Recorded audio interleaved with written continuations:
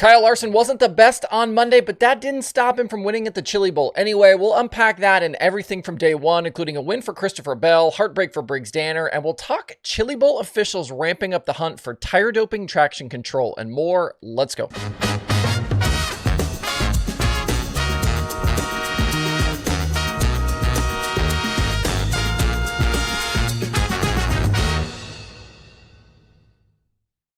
It's Tuesday, January 14th. I'm Justin Fiedler. This is DIRTRACKR Daily presented by Kubota Genuine Parts.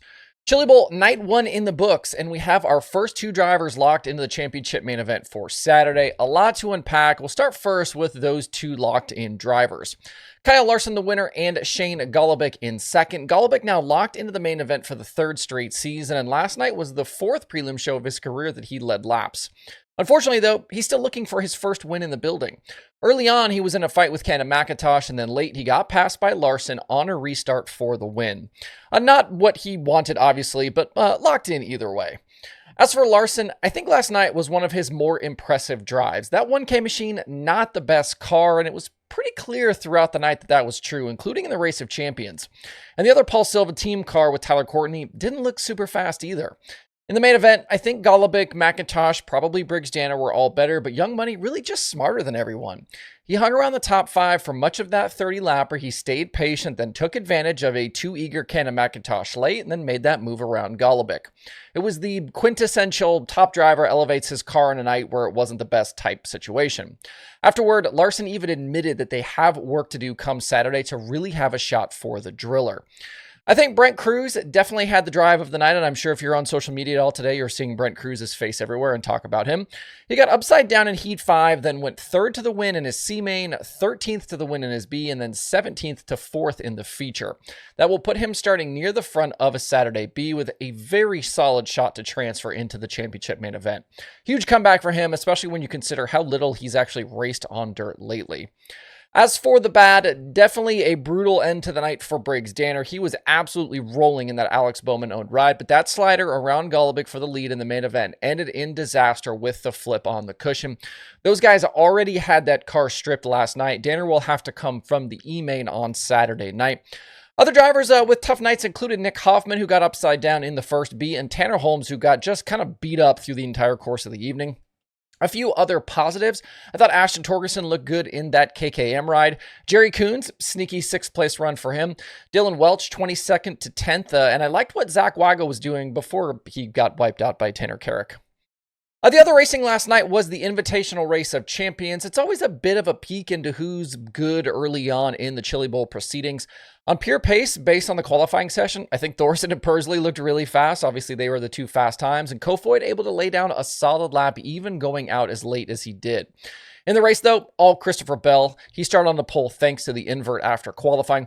He pretty easily led all 25 laps. I think if he starts anywhere near the front on Saturday night, he is going to be a problem. He seems really happy to be back on dirt. He was fast at the shootout, and it doesn't look like he's been away from midgets for something like 2 years at this point.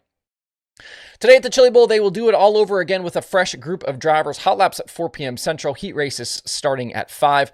The field tonight, highlighted by Buddy Kofoid. He's definitely going to be the heavy favorite for those making wagers at home and in the grandstands. He was the Tuesday winner a year ago. He's won 2 of his last 3 prelim nights and has led laps in 3 straight. He'll be up against names like Zach Dahm, Thomas Meserol, Hank Davis, Brad Sweet, Clinton Boyles, Jonathan Beeson, Ricky Thornton Jr., and Kevin Thomas Jr. Tonight is also Ty Gibbs' debut at the Chili Bowl, if you are curious, and I'm going to throw out Landon Brooks as a dark horse. He was a top 10 runner a year ago on his prelim night, and he's in a Matt Wood car, and Golobic obviously showing last night that the Matt Wood cars have plenty of pace. All of the action will again be live on Flow Racing.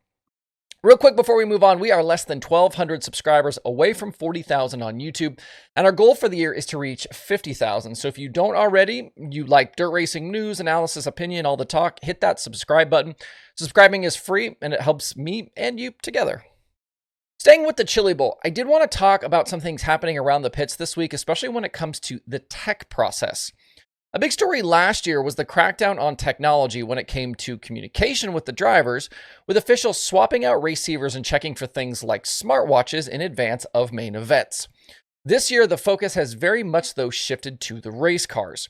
We saw similar at the Tulsa shootout, and things have been much tighter this week when compared to previous years. Back in May of 2024, Cody Cordell was named tech director for these events, and he's brought some of his ASCS guys in to support the officiating process. If you aren't aware, Cordell was previously the crew chief for Noah Gas sprint car team before becoming then the tech director for the ASCS under WRG ownership.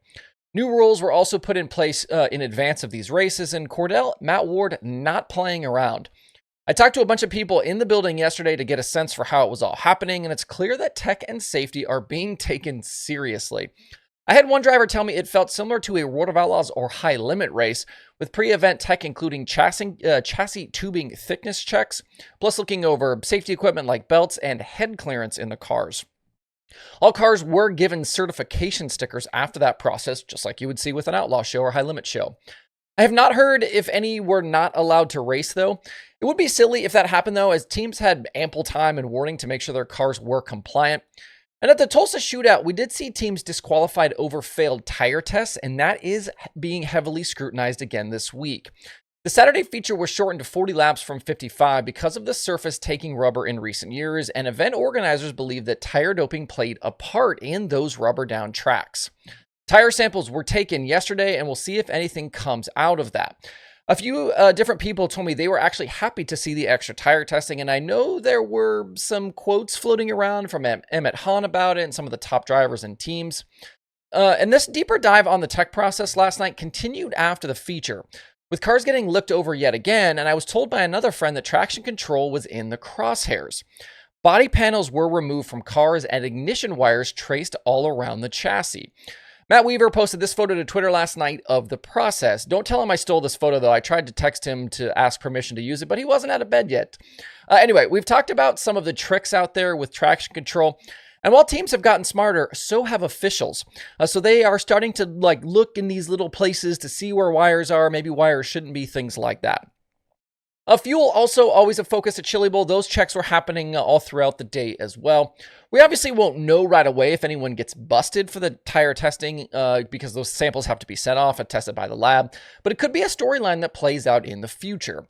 I would not be surprised, though, to see some teams get penalized or DQ'd for some of these infractions, especially since this event, it's a one-off, and the nature of the competition has led to a lot of shady stuff in the past.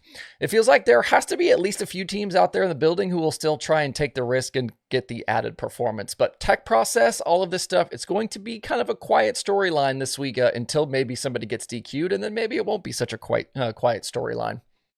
All right, that's the daily show for today. If you want even more dirt racing content, give Dirt Tracker a follow on social media. We are wherever you are, sharing all sorts of things like show clips, photos, and a whole lot more.